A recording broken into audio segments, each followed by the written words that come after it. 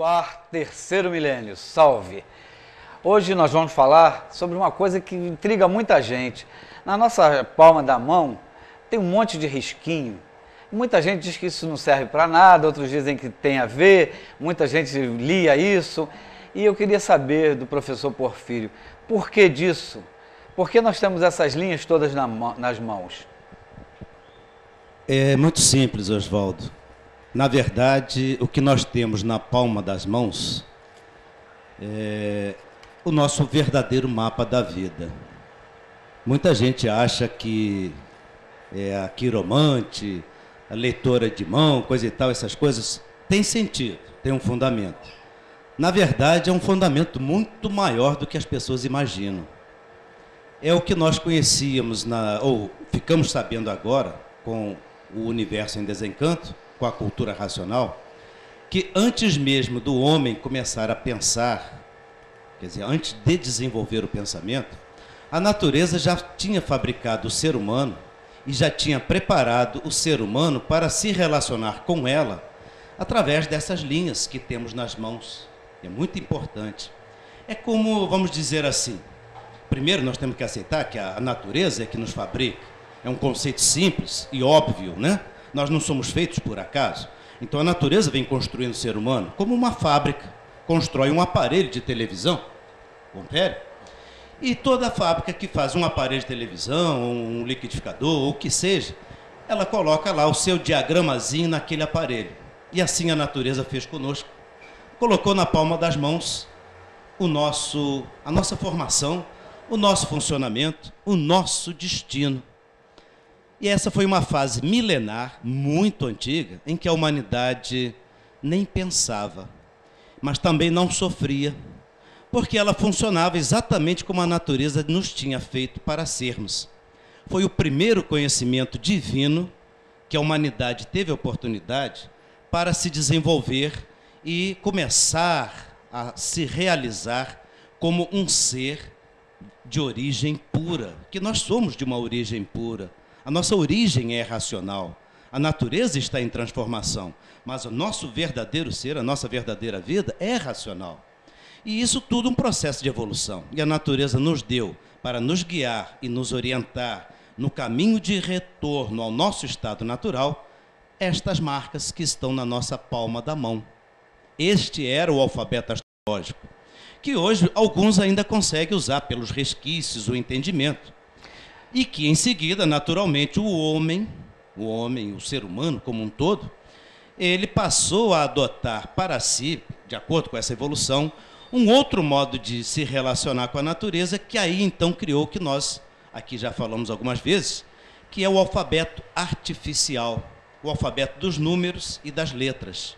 Mas nessa transformação de alfabetos, do alfabeto natural, da palma das mãos, que se baseava nos astros, nos signos e nos planetas, nessa transformação, o ser humano materializado ele passou a adotar, em relação aos planetas, as letras, em relação aos signos, os números, e começou a criar os alfabetos primitivos, até chegar ao aramaico, o latim e o grego, e chegamos ao nosso alfabeto atual, com o conhecimento espiritual nos acompanhando, se transformando assim no segundo conhecimento divino, de uma forma artificial, que nós encontramos nos nossos velhos testamentos.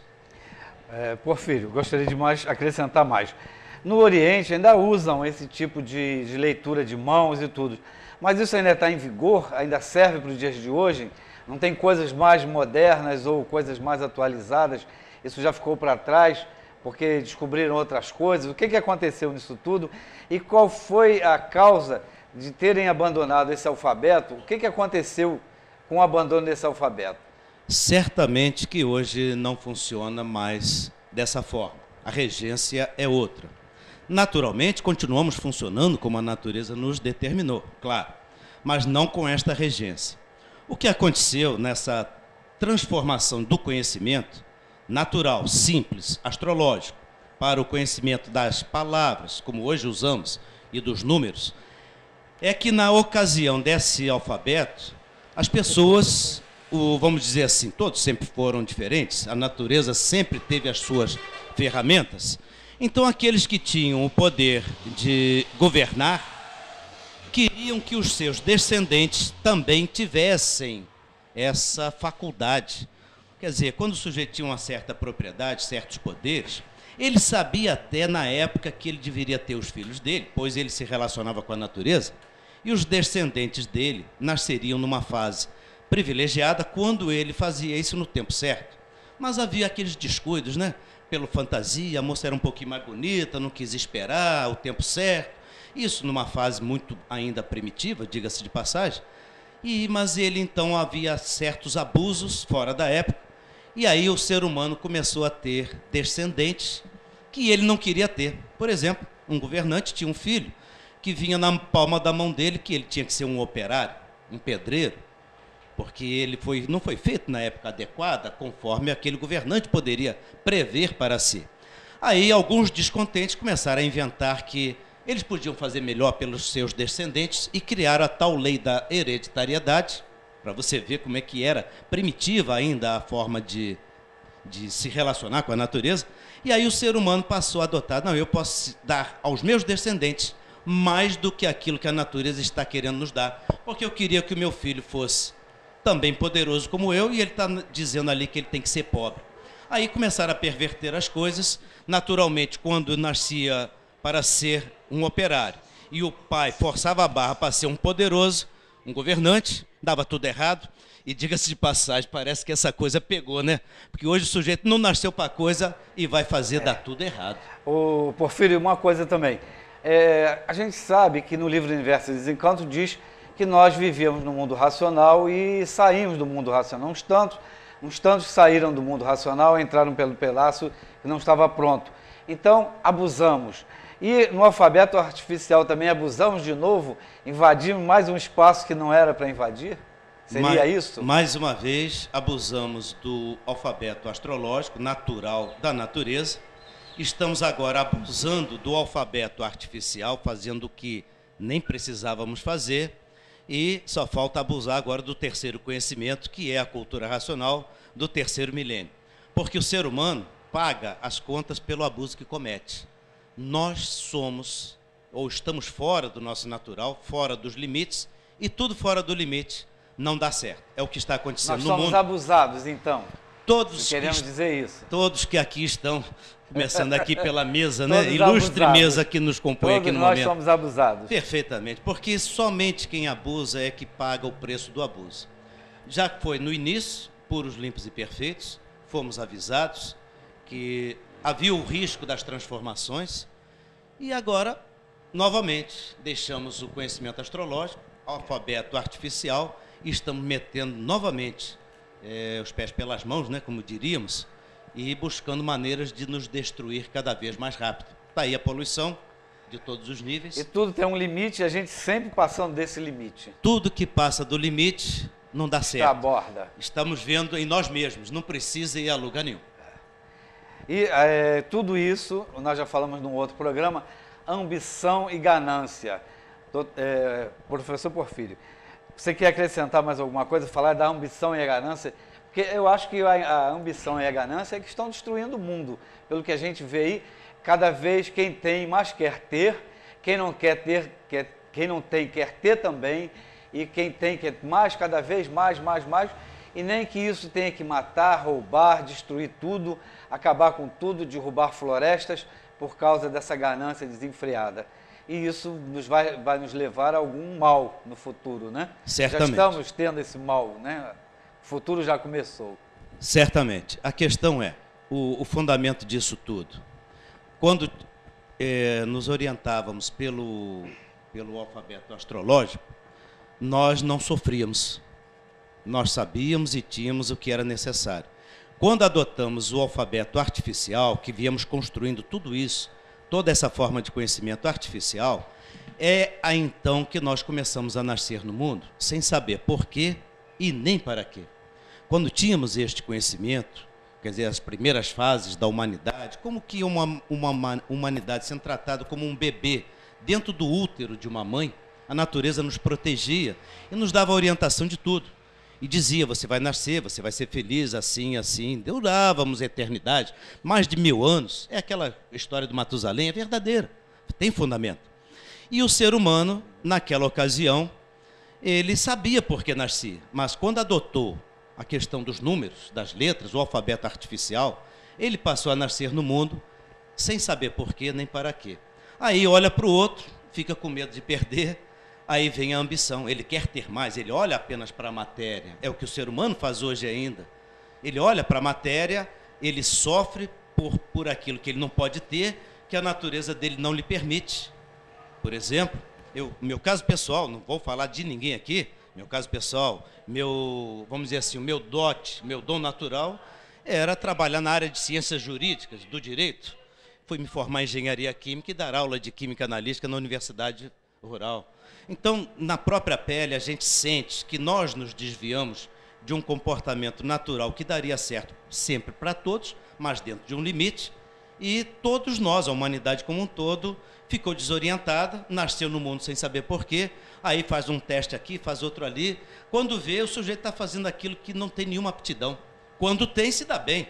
Aí, Pelé, por exemplo, é um grande exemplo, nasceu para jogar bola, jogou bola, se fez, e Roberto Carlos e outras pessoas, quando são para ser aquilo que são, é fácil. Quando acertam naquilo que nasceram para ser, vão direitinho até o final. Perfeitamente. E eu vou te perguntar uma coisa, existiu o alfabeto astrológico e todos seguiam, uns gananciosos e uns abusados, que somos nós que estamos aqui, não seguimos.